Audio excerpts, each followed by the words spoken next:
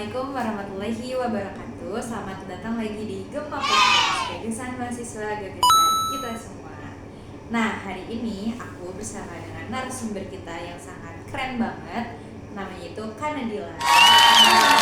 Apa kabar Kanadila? Alhamdulillah sehat. Sehat. Gimana perjalanan tadi ke sini gitu? Alhamdulillah lancar. Lancar. Oke. Kanadila boleh dijelasin nggak latar belakang Kanadila itu kuliah di mana gitu dan kesibukannya seperti apa di kampus atau di luar kampus? Perkenalkan, aku Nadila Azhara, jurusan Perbandingan Mazhab dan Hukum di UIN Sunan Gunung Jati. Aku anak kedua dari 2 bersaudara, terus menuju semester 7, dan sekarang kesibukan aku sedang meneliti sedang menyusun skripsi yang dimana sebentar lagi aku akan melaksanakan sidang. Keren banget ya teman-teman. Ternyata Kanadila ini tuh udah mau sidang ya kayak.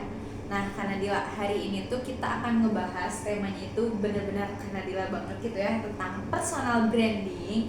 Jadi teman-teman, aku tuh kan suka lihat gitu ya, Kanadila itu dia tuh orangnya tuh benar-benar yang membangun personal brandingnya secara secara rinci ya Kanadila ya, dengan usaha dan juga ikhtiar dan doa juga gitu ya.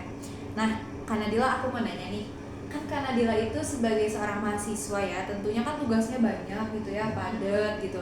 Terus juga banyak sekali distract dari luar gitu ya, masuk ke dalam gitu ya.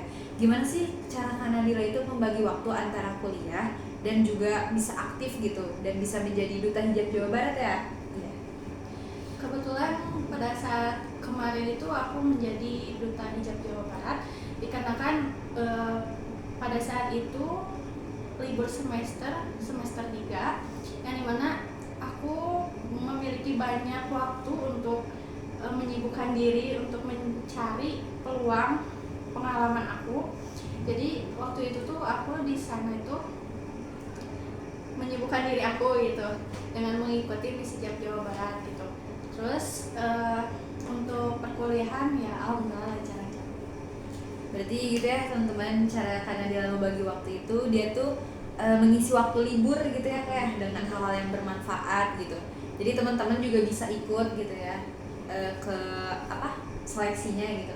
Proses seleksinya itu gimana sih Kak? Kebetulan waktu itu proses Miss Hijab Jawa Barat itu kita kita prosesnya itu dari wawancara dulu, dites untuk dites untuk mengaji, terus berbagai pertanyaan yang dikasih oleh panitianya gitu. Terus di sana juga pada saat grand final juga di sana kita diujinya tuh seperti catwalk gitu kan. Terus presentasi mengenai apa yang dibawakan untuk Miss Hijab. Kebetulan aku itu kemarin membawakan perihal pendidikan, yang dimana aku berkolaborasi dengan yatim, anak-anak yatim di situ untuk membangun semangat kembali kepada anak-anak yatim, karena ya mungkin tahu ya, anak-anak yatim juga membutuhkan Support, motivasi juga gitu. Nah di sana juga aku mengadakan seperti membutuhkan pembelajaran gitu yang aku punya, terus aku juga memberikan motivasi kepada mereka gitu kan, kepada anak-anak yatim yang di sana. Kebetulan nanti di sana tuh kita tuh dipresentasikan lah hasil itu, dan kita itu masih banyak lah tes bakat kayak gitu, pokoknya mah diuji gitu di sana benar-benar. Nah teman-teman, jadi gak gampang gitu ya Kak menjadi seorang duta Miss Hijab gitu dengan personal branding, dengan membangun personal branding itu tentu gak gampang gitu ya Kak. Yang dilewatin sama Kanadila tadi tuh kayak di tes ngaji, itu semua tuh kayak bener-bener spesifik gitu ya Kak, bener-bener detail gitu. Nah Kanadila, aku mau nanya nih, apa sih motivasi Kakak untuk ikutan Miss Hijab? Ya, motivasi aku kebetulan pertama kan untuk apa ya, untuk membangun untuk personal. membangun personal branding sendiri dengan cara ciri khas aku tuh apa kan. Ciri khas aku tuh ternyata aku apa ya, membangun motivasi anak-anak yatim piatu misalkan, atau enggak sekarang ini aku juga kan menjadi seorang aktivis salah satu apa ya, komunitas tuli di Cimahi gitu. Kebetulan aku mempunyai teman tuli, teman dengar, dan itu juga bisa membangun personal branding aku sendiri gitu, dengan terus berkembang gitu kan. Nah, terus motivasi aku juga karena aku ingin memiliki pengalaman, terus memiliki wawasan yang luas, terus lebih apa ya, lebih membangun diri sendiri jadi lebih baik lagi. Jadi dari Kanadilan itu setelah membangun personal branding itu jadi lebih percaya diri gitu ya Kak? Iya. Nah gimana sih Kak dengan kakak nih setelah melewati semuanya gitu, dan dari diri kakak tuh merasa puas atau gimana gitu Kak? Kalau dari diri aku sendiri belum merasa puas karena masih banyak yang harus aku coba pengalaman baru yang dimana yang bisa bikin aku lebih percaya diri lagi dan bisa membantu banyak orang di luar sana gitu, yang mungkin sedikitnya aku bisa membantu mereka gitu dengan support gitu ya Kak, dan motivasi dari Kanadilan. Nah oke Kak, yang terakhir nih, gimana sih respon dari keluarga gitu mengenai kakak yang sudah membangun personal branding sejauh ini gitu? Respon mereka terhadap kakak gimana? Respon dari keluarga alhamdulillah gitu sangat didukung sekali gitu kan, karena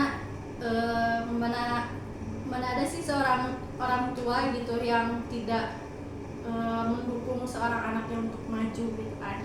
Apalagi saudara juga mungkin ingin terus melihat saudaranya berkembang juga gitu kan, pastinya sangat didukung. Rintangan yang kakak lewatin selama ini gitu sejauh ini apa sih Kak? Hambatan-hambatan Banyak banget. banyak banget ya. Iya, kalau untuk di lingkungan aku yang sekarang ini mungkin banyak banget rintangan yang aku lewati. Salah satunya aku sering nangis gitu ya, nggak itu hal wajar sih maksudnya, karena mungkin masih banyak orang yang menganggap aku saingan atau kayak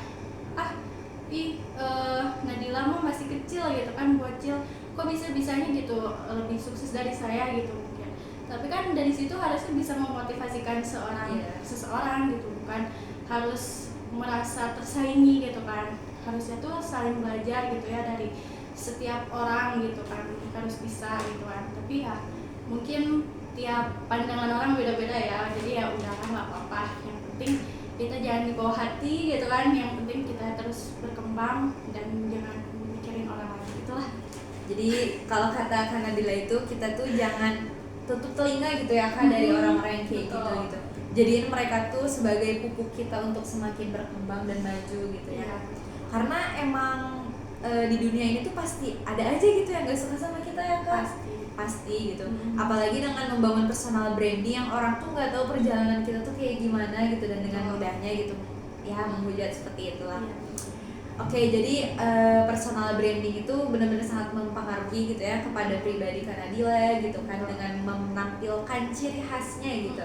Oke Kak, terakhir closing statement gitu buat teman-teman di rumah, apa yang Kakak mau sampaikan gitu? Dari aku, terus berkembang, terus maju, jangan pernah mendengarkan omongan orang lain, tetap jadi egois yang baik untuk diri sendiri dan masa depan. Mungkin segitu dari aku. Oke, jadi benar ya kata Kanadila, jangan, kita emang harus egois gitu, tapi karena masa depan kita gitu, kalau kita nggak egois buat masa depan kita ya kita nggak akan punya masa depan gitu ya Kak. Bener banget gitu, kayak aku juga belajar banyak banget dari Kanadila gitu ya, gimana sih perjalanan dia gitu kan, karena aku juga sering lihat gitu ya Instastory-nya gitu kan, gimana dia aktif banget gitu kan, benar-benar ingin membantu gitu, karena tujuannya tuh yang mulia gitu, ingin membantu gitu ya Kak. bener-bener kayak kebayang gak sih kayak mahasiswa gitu yang baru semester 3 ya waktu itu ya Kak, Iya, baru semester 3 gitu, terus dia harus merintis untuk membangun personal branding dari dirinya gitu kan, benar-benar keren banget gitu. Jadi buat temen-temen di rumah gitu, harusnya kalian tuh bisa mengambil motivasi gitu ya dari Kanadila gitu. Jadi jangan pantang menyerah, jangan peduliin apa kata orang lain gitu, jadiin mereka itu sebagai pupuk kita untuk kita semakin tumbuh dan berkembang. Oke, makasih banyak Kanadila udah